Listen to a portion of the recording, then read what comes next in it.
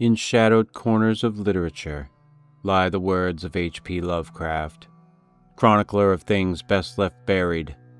From ancient tomes and crumbling journals, his tales speak of cosmic dread, inhuman gods, and the frailty of the human mind.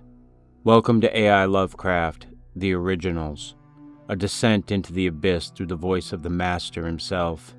If you enjoy the following story, please like, subscribe, and leave a comment to let me know what you think. Now let's get into today's story. The Unnamable by H.P. Lovecraft. We were sitting on a dilapidated 17th century tomb in the late afternoon of an autumn day at the old burying ground in Arkham, and speculating about the Unnamable, looking toward the giant willow in the center of the cemetery, whose trunk has nearly engulfed an ancient illegible slab. I had made a fantastic remark about the spectral and unmentionable nourishment which the colossal roots must be sucking in from that hoary, charnel earth, when my friend chided me for such nonsense, and told me that since no interments had occurred there for over a century, nothing could possibly exist to nourish the tree in other than an ordinary manner. Besides, he added, my constant talk about unnamable and unmentionable things was a very puerile device, quite in keeping with my lowly standing as an author. I was too fond of ending my stories with sights or sounds, which paralyzed my heroes' faculties and left them without courage, words or associations to tell what they had experienced. We know things, he said, only through our five senses or our religious intuitions. Wherefore it is quite impossible to refer to any object or spectacle which cannot be clearly depicted by the solid definitions of fact or the correct doctrines of theology, preferably those of the Congregationalists, with whatever modifications tradition and Sir Arthur Conan Doyle may supply. With his friend Joel Manton, I had often languidly disputed. He was principal of the East High School, born and bred in Boston, and sharing New England's self-satisfied deafness to the delicate overtones of life.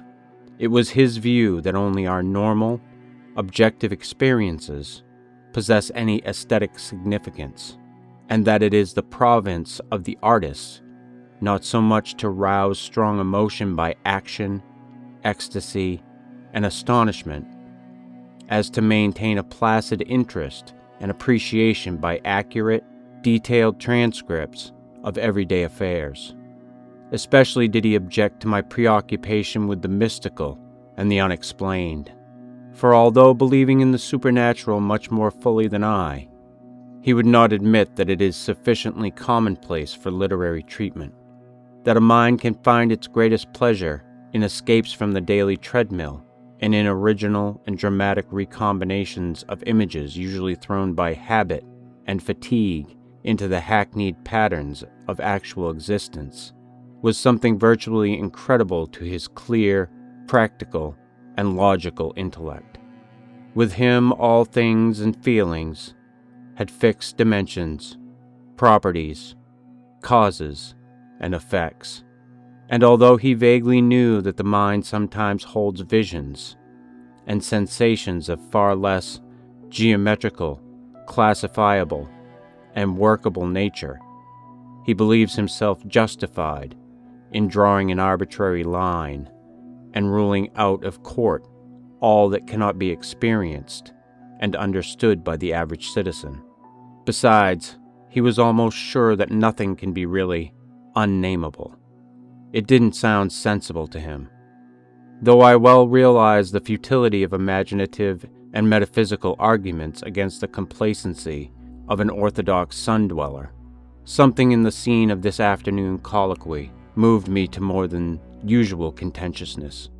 The crumbling slate slabs, the patriarchal trees, and the centuried gambrel roofs of the witch-haunted old town that stretched around, all combined to rouse my spirit in defense of my work, and I was soon carrying my thrusts into the enemy's own country. It was not indeed difficult to begin a counterattack, for I knew that Joel Manton actually half clung to many old wives' superstitions which sophisticated people had long outgrown. Beliefs in the appearance of dying persons at distant places, and in the impressions left by old faces on the windows through which they had gazed all their lives. To credit these whisperings of rural grandmothers, I now argued a faith in the existence of spectral substances on the earth apart from and subsequent to their material counterparts. It argued a capability of believing in phenomena beyond all normal notions. For if a dead man can transmit his visible or tangible image half across the world, or down the stretch of the centuries, how can it be absurd to suppose that deserted houses are full of queer, sentient things, or that old graveyards teem with the terrible, unbodied intelligence of generations? And since spirit, in order to cause all the manifestations attributed to it, cannot be limited by any of the laws of matter, why is it extravagant to imagine psychically living dead things in shapes, or absences of shapes, which must for human spectators be utterly and appallingly unnamable? Common sense, in reflecting on these subjects, I assured my friend with some warmth, is merely a stupid absence of imagination and mental flexibility. Twilight had now approached, but neither of us felt any wish to cease speaking. Manton seemed unimpressed by my arguments, and eager to refute them, having that confidence in his own opinions which had doubtless caused his success as a teacher, whilst I was too sure of my ground to fear defeat. The dusk fell, and lights faintly gleamed in some of the distant windows, but we did not move. Our seat on the tomb was very comfortable, and I knew that my prosaic friend would not mind the cavernous rift in the ancient, root-disturbed brickwork close behind us, or the utter blackness of the spot brought by the intervention of a tottering, deserted 17th century house between us and the nearest lighted road. There in the dark upon that riven tomb by the deserted house, we talked on about the unnamable, and after my friend had finished his scoffing, I told him of the awful evidence behind the story at which he had scoffed the most. My tale had been called The Attic Window, and appeared in the January 1922 issue of Whispers. In a good many places, especially the South and the Pacific Coast, they took the magazines off the stands at the complaints of silly milksops. But New England didn't get the thrill and merely shrugged its shoulders at my extravagance. The thing, it was averred, was biologically impossible to start with, merely another of those crazy country mutterings, which Cotton Mather had been gullible enough to dump into his chaotic Magnalia Christi Americana, and so poorly authenticated that even he had not ventured to name the locality where the horror occurred. And as to the way I amplified the bare jotting of the old mystic, that was quite impossible, and characteristic of a flighty and notional scribbler.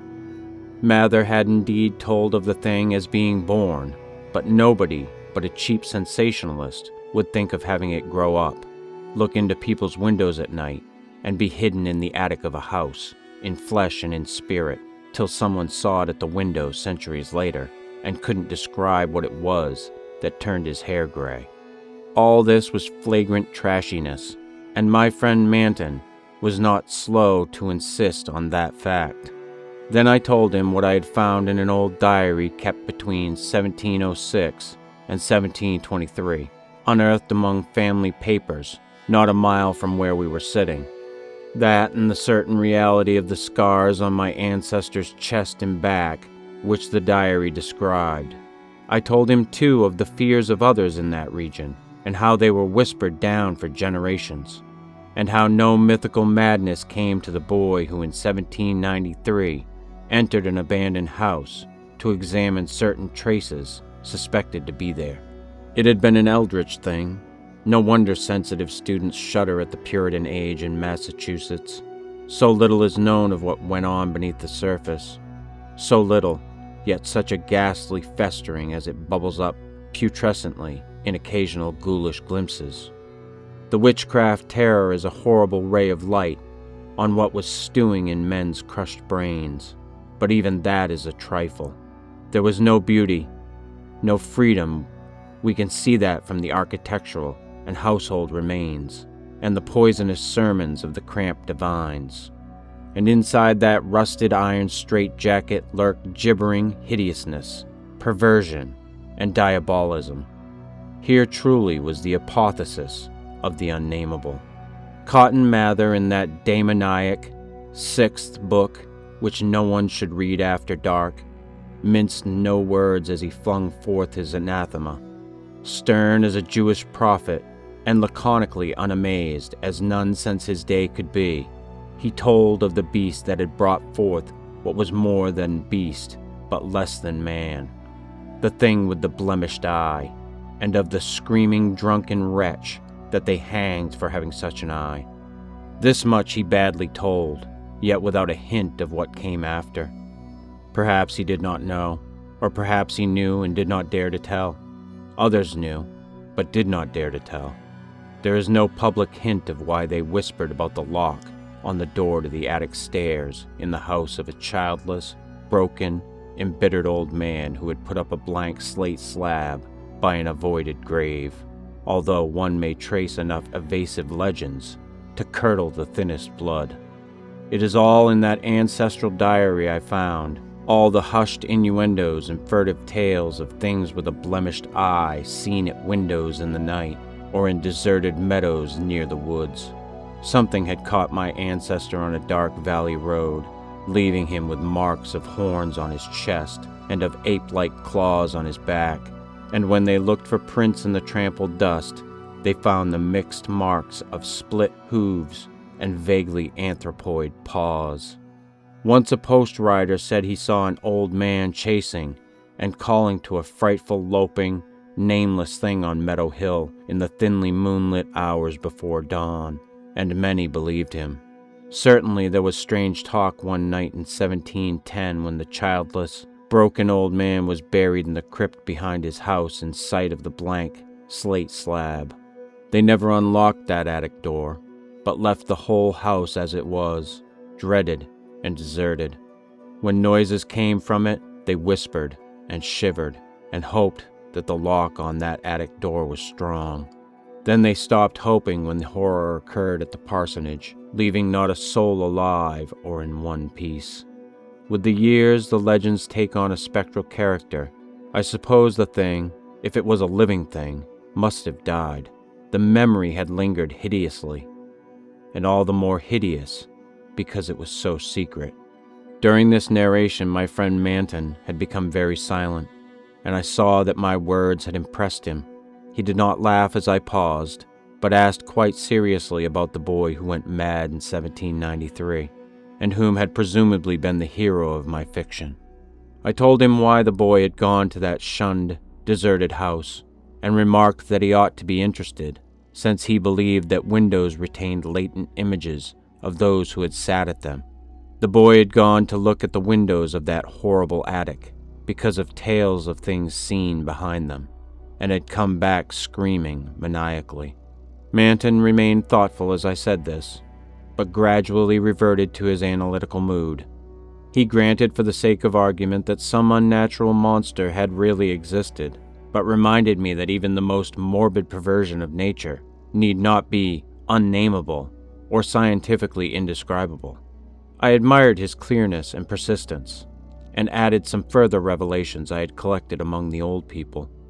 Those later spectral legends I had made plain related to monstrous apparitions more frightful than anything organic could be, apparitions of gigantic, bestial forms sometimes visible and sometimes only tangible, which floated about on moonless nights and haunted the old house. The crypt behind it, and the grave where a sapling had sprouted beside an illegible slab. Whether or not such apparitions had ever gored or smothered people to death, as told in uncorroborated traditions, they had produced a strong and consistent impression, and were yet darkly feared by very aged natives, though largely forgotten by the last 2 generations, perhaps dying for lack of being thought about. Moreover, so far as aesthetic theory was involved, if the psychic emanations of human creatures be grotesque distortions, what coherent representation could express or portray so gibbous and infamous a nebulosity as the specter of a malign, chaotic perversion, itself a morbid blasphemy against nature. Molded by the dead brain of a hybrid nightmare, would not such a vaporous terror constitute in all loathsome truth the exquisitely, the shriekingly unnamable? The hour must now have grown very late. A singularly noiseless bat brushed by me, and I believe it touched Manton also, for although I could not see him, I felt him raise his arm. Presently, he spoke. "But is that house with the attic still standing and deserted?" "Yes," I answered. "I have seen it." "And did you find anything there? In the attic? Or anywhere else?" "There were some bones up under the eaves. They may have been what the boy saw. If he was sensitive, he wouldn't have needed anything in the window glass to unhinge him. If they all came from the same object, it must have been an hysterical, delirious monstrosity. It would have been blasphemous to leave such bones in the world. So I went back with a sack and took them to the tomb behind the house. There was an opening where I could dump them in. Don't think I was a fool. You ought to have seen that skull. It had 4-inch horns, but a face and jaw something like yours and mine. At last I could feel a real shiver run through Manton, who had moved very near, but his curiosity was undeterred. "And what about the window panes?" They were all gone. One window had lost its entire frame, and in the other there was not a trace of glass in the little diamond apertures. They were that kind, the old lattice windows that went out of use before 1700. I don't believe they've had any glass for 100 years or more. Maybe the boy broke 'em if he got that far. The legend doesn't say. Manton was reflecting again. "I'd like to see that house, Carter. Where is it? Glass or no glass? I must explore it a little. And the tomb where you put those bones. And the other grave without an inscription. The whole thing must be a bit terrible." "You did see it, until it got dark." My friend was more wrought upon than I had suspected, for at this touch of harmless theatricalism, he started neurotically away from me and actually cried out with a sort of gulping gasp, which released a strain of previous repression. It was an odd cry, and all the more terrible because it was answered, for as it was still echoing, I heard a creaking sound through the pitchy blackness, and knew that a lattice window was opening in that accursed old house beside us. And because all the other frames were long since fallen, I knew that it was the grisly glassless frame of that demoniac attic window. Then came a noxious rush of noisome, frigid air from that same dreaded direction, followed by a piercing shriek just beside me on that shocking rifted tomb of a man and monster. In another instant I was knocked from my gruesome bench by the devilish threshing of some unseen entity of titanic size but undetermined nature, knocked sprawling on the root-clutched mold of that abhorrent graveyard, while from the tomb came such a stifled uproar of gasping and whirring that my fancy peopled the rayless gloom with Miltonic legions of the misshapen damned. There was a vortex of withering, ice-cold wind, and then the rattle of loose bricks and plaster, but I had mercifully fainted before I could learn what it meant.